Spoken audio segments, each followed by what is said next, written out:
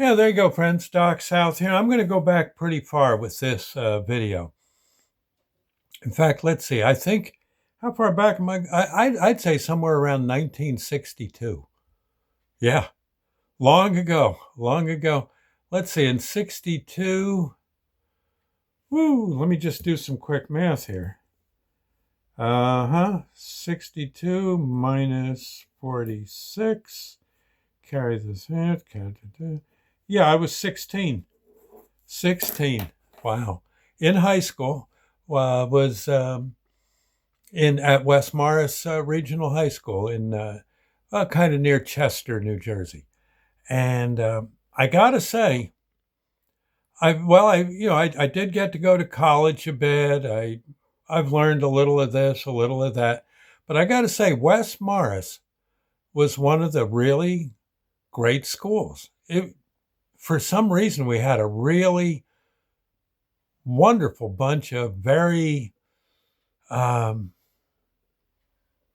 I guess, just very motivated teachers, and they really they really wanted to get knowledge drilled into our heads one way or another.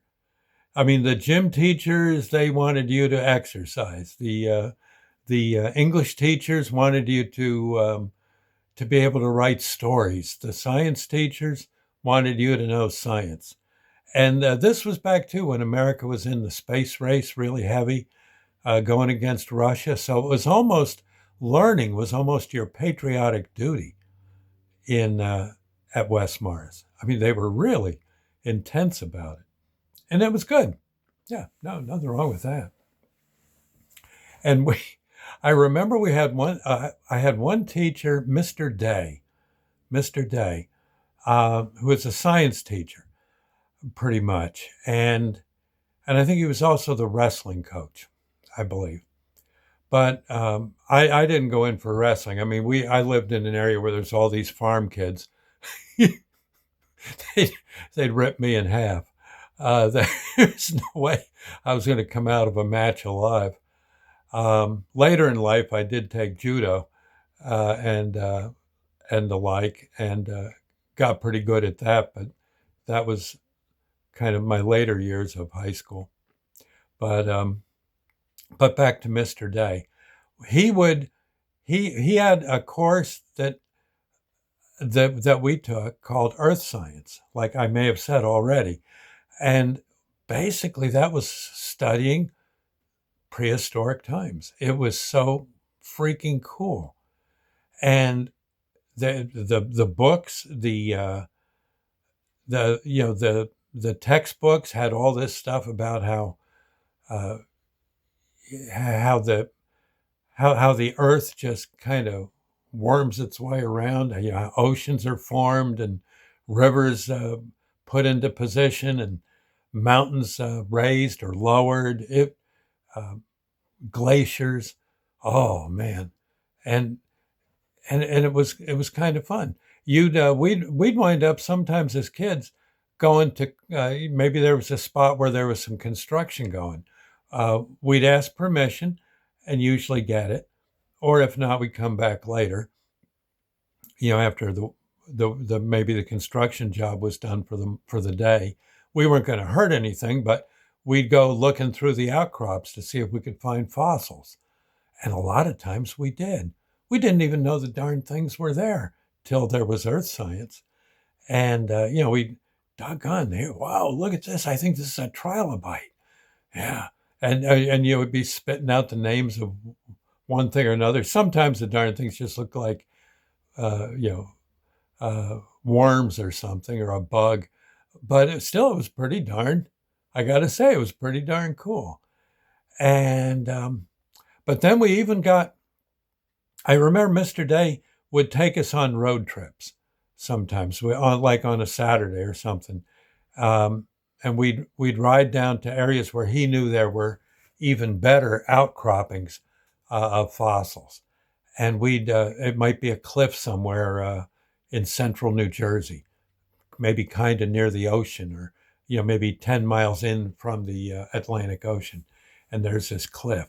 and he had permission and all that, and we'd climb around on that cliff. Again, it wasn't like it was 800 feet down. It was I say a cliff. It was a Jersey cliff. It was like 10 feet high. Yeah, and we they were higher. There was lots of cliffs in Jersey were way higher than 10 feet, but this again wasn't that big a cliff.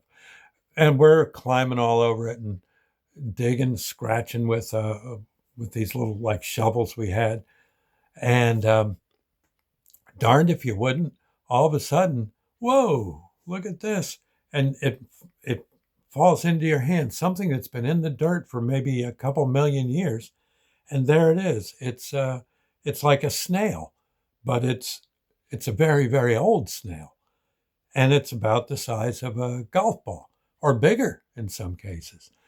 Or you'd find maybe what was once a plant, or at least what was left of a plant, and it's embedded in this piece of slate. I'm saying it's slate. Maybe it was some other kind of rock, but the thing is there it was, and it really it kind of gave you the chills to think, gosh, that's been there all this time. Now it's in my pocket. I'm going to put it on the windowsill when I get home. That kind of thing. It was just so good. Of course, we'd have to write reports on what we did. Yeah, had to determine what it was, how'd we find it, what geological age was it from, that kind of thing, and then we get extra points. And it was, I got to say, that was pretty neat stuff. I think one time, we may have even found what might have been a meteor, I think, at one of these places. Heaven knows, yeah, heaven knows how it got there, but there it was. Stuff like that.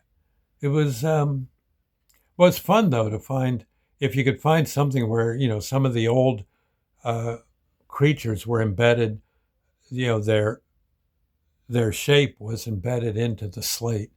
Really was a treasure to behold. It was something. And you got the feeling, gee, there was beings here long before us. And we're just beings too. Eventually, some saucer will land on Earth, and they'll be digging, and there'll be a 58 Buick or a television, or heaven knows what, a tire iron. It'll be rather, and maybe they'll dig into what used to be an old auto junkyard. Boy, that'll drive them crazy. Yeah, you see, or a used car dealership. Somehow didn't make it through World War III. And here's all these fossils of Chevys. I don't know. Interesting world. Anyway, I don't know why I brought this up. It's just, it just caught me to, I'm going to try to go back with some of these videos now and remember way back. And, at my age, way back means, 50, 60 years ago. See what I can come up with. Not every video, but I'm going to try to do a few anyway. Okay. We'll catch you later. God bless. Bye now.